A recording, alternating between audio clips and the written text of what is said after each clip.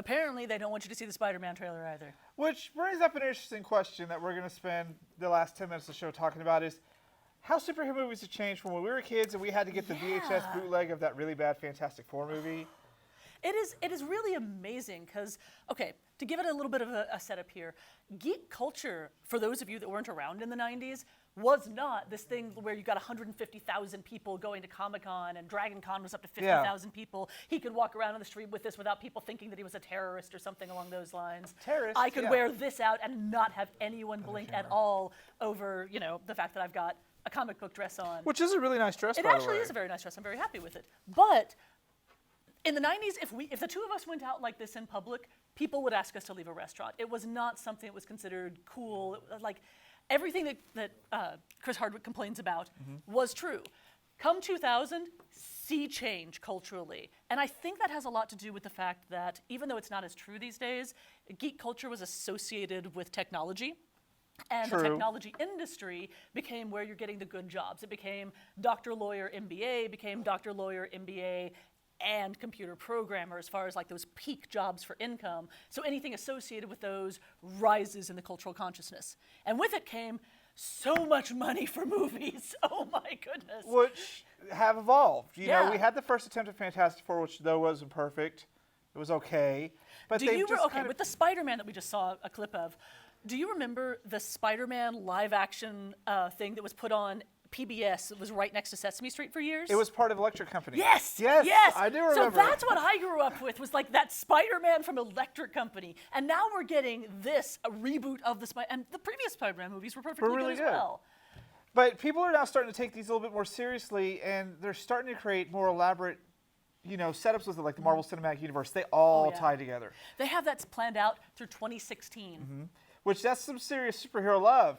I am not 100% convinced that the public support will be with it through 2016, but we'll see. Yeah, because we're kind of getting inundated with it. I thought we hit peak superhero about 2 years ago, to be honest. I think we're getting to that point because you hit peak when they're going to put Captain America 3 against Batman versus Superman. Yeah. I mean, that's just that's going to be a knockout. We're going to fight each other for supremacy that weekend because just like Iron Man 3, people are going to be done with Captain America, so it's going to be the downfall, or they're going to be like, hey, we just got to go see it. Because let's face it, I want to watch Batman fight Superman. I'm not going to lie. I mean, come on. Because it's fresh. It's not a third movie. Well, okay, it's Iron been Man done in 3 the comics about how many times now? Well, yeah, but if you read comics. But like, Iron Man 3 totally just kind of killed that franchise for itself. I agree. But I also think it's because back then, superhero movies were really hard to do and really hard to come by. You had to find bootlegs at comic conventions because they were literally made by people who did not care. They were made by people like us, actually. That was just like really passionate fans with a VHS camera. There is no way Roger Corman cared about Fantastic Four to make that horrible, horrible one that doesn't get to see the light of day. But special effects are actually a great thing to bring up as well. Yeah. In the 90s, the big budget special effect movies were almost entirely things like horror movies because that's what you had the budget for. And it was like a lot of spewing and a lot of blood and things. Spewing. We've got spewing. Well, yeah. And things that we've gotten so good at that you can actually see it done now on an episode of Face Off, which is a wonderful show, by the way. So now what are you going to do if you've got the spewing, you've got the blood, you've got something people can put together in 3 days? What's the next step from that? Let's do the Human Torch. That costs so much money. And I suspect that the CGI people are really looking for what's going to come after superheroes, because what are you going to do with this technology they've developed to do that? So what would the next stories be that you can use all I of that think for? they'll probably go more into the full motion capture ones like 1010 and Polar Express and Beowulf. 1010, Polar Express especially as well. The dead eyes with that, like that was just one step too far into the uncanny valley. It made me deeply uncomfortable. But now we're at the point where it's getting past that, and I think that's probably what they're going to latch on to after that is total augmented people, motion capture stuff, because, I mean, it's cheap, it's easy, and you can actually make it look really good. Yeah. Like, I don't know what's ever wrong with 1010, but it's a fantastic movie. I expect to see actually more blurring of video games and movies. I mean, a lot of actors these days, for example, the guy that played Merle on The Walking Dead, he gets a lot of money from full voice work and from the body work. Yeah, but you really can't translate video games to movies because video games are so epic and they're so long. Like, well, that's the point. I think that even though earlier we were discussing the idea that there's a lot less storytelling in video games, I think we're going to see a pendulum swing where there's more story and like, okay, you're going to be immersed in this for 40 hours. We want you to get a story out of it as well as some shooting. Would be an interesting concept, transitioning from superheroes to video games. That would be really, because I know they're working on a Mass Effect movie, and I'm terrified because I am obsessed with Mass Effect. They're doing the Halo TV series for Xbox One, but it's a TV series so they can take their time. That's true. Silent Hill was okay. Well, actually, you just brought up a really good point when you said it's a TV series so they can take their time. Another thing that the special effects for the superhero movies do really well, you don't need a long, complicated story for this type of movie. You can just like get your origin story in there really quick in the first movie. The next it's like, rawr, I've got a hammer, I can smite things. Yeah, because Thor 2 was much better than Thor 1. Yeah, it really was. And then you're good to go. So you don't need that drawn-out storytelling, which is why if you need that drawn-out storytelling, TV is the place to go. So the future of superhero movies, I know we have all this Marvel Cinematic Universe coming up. I really can't wait for some of these things. I want to see a Doctor Strange. DC says they're trying to catch up. DC started it with their animated film. Justice League War is the starting point for they're creating an animated cinematic universe, which is going to be brilliant because they make great animated films. They actually do. I have to give DC credit for that. I watched War, followed by Son of Batman.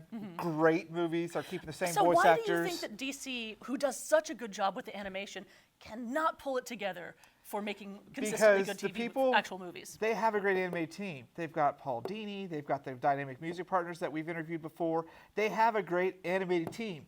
Not so much the live action team. They seem to be kind of dragging their feet on that until Zack Snyder came in and did some stuff. Okay, I'm going to put one exception in there. They actually have a good TV team, in my opinion. And depending on how you want to define good, not WB. We're not, okay, they failed on Birds of Prey. The CW is they are all about those franchises. Yeah.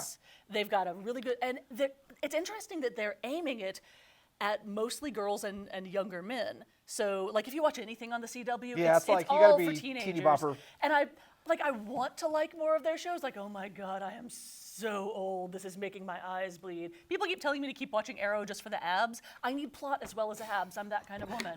Arrow's just kind of a good show to begin with, and I like Smallville. But see, that's the point. Arrow's good, Smallville's good. I've heard really optimistic things about the upcoming Flash one. So they've got TV, they've got the animation. Why can't they pull it together on the big screen? I think they just were worried about, because they just didn't know how to handle it. Superman Returns was so bad. Yeah. The Batman movies, the first two Tim Burton's were great. The second two were horrible. The Dark Knight trilogy from Christopher Nolan was actually really good, but there was no superheroes in it. Yeah. Batman exists in the superhero world. I love the Joker, but I would like to see them go Bane, more comic book version with the Venom and stuff, not just, hey, I got beat up in a jail and have to have a breathing apparatus, you know? But they were really good.